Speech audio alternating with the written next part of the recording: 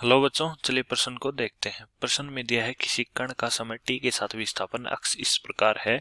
अक्ष बराबर ए ई की घात minus alpha t plus b e की घात बीटा टी, जहां ए बी अल्फा और बीटा धनात्मक नियतांक है। कण का वेग विकल्प दिए हैं। ए विकल्प है अल्फा और बीटा से मुक्त होगा, बी विकल्प है शून्य हो जाएगा जब अल्फा बराबर बीटा होगा, सी विकल्प है समय के साथ घटेगा, डी विकल्प है समय के साथ बढ़ेगा। प्रश्न को हल करने के लिए सबसे पहले हम प्रश्न की मुख्य अवधारणा को देखेंगे। प्रश्न की मुख्य अवधारणा, जो कि हम जानते हैं कि वेग विस्थापन में परिवर्तन की दर के बराबर होता है, तो v बराबर dx बटे dt, तथा त्वरण जिसे a से प्रदर्शित करते हैं, जो कि वेग में परिवर्तन की दर के बराबर होता है dv बटे dt। अब हम प्रश्न का हल देखते हैं। हल, प्रश्न में हमें विस्थापन अक्ष बराबर दिया है a e की घात minus alpha t plus b e की घात बीटा टी, जहां ए बी अल्फा और बीटा धनात्मक नियतांक है तथा कण का वेग ज्ञात करना है।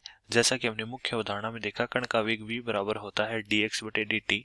अक्ष का मान रखें तो हमारे पास आ जाएगा d बटे dt ए ई की घात minus alpha t plus b e की घात बीटा टी।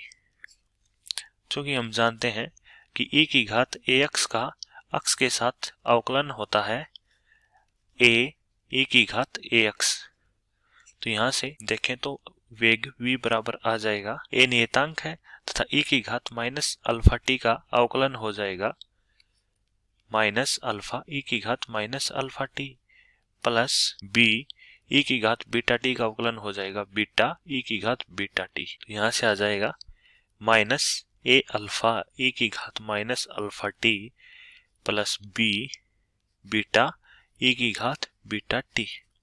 तो हमारा ये पद तो ऋणात्मक है तथा ये पद धनात्मक है। अब हम कण के लिए त्वरण देखें तो त्वरण a बराबर होता है dv बटे dt।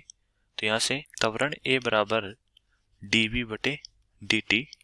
v का मान रखें तो v बराबर माइनस a अल्फा ई की घात minus alpha t plus b beta e की घात बीटा टी।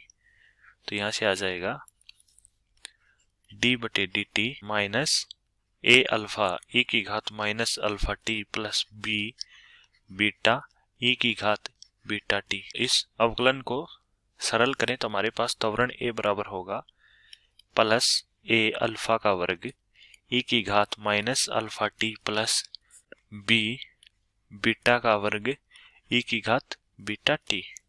तो हमारा ये पद धनात्मक है तथा ये पद भी क्या है, धनात्मक है। तो यहाँ से हम कह सकते हैं कि त्वरण a बराबर dv बटे dt का मान धनात्मक है, और ऐसा तभी संभव है जब वेग का मान अर्थात वेग में परिवर्तन धनात्मक होता है, अर्थात वेग समय के साथ बढ़ता है। तो हमारा विकल्प डी सही होगा। मैं आशा करता हूँ कि आपको समझ में आया होगा। धन्यवाद।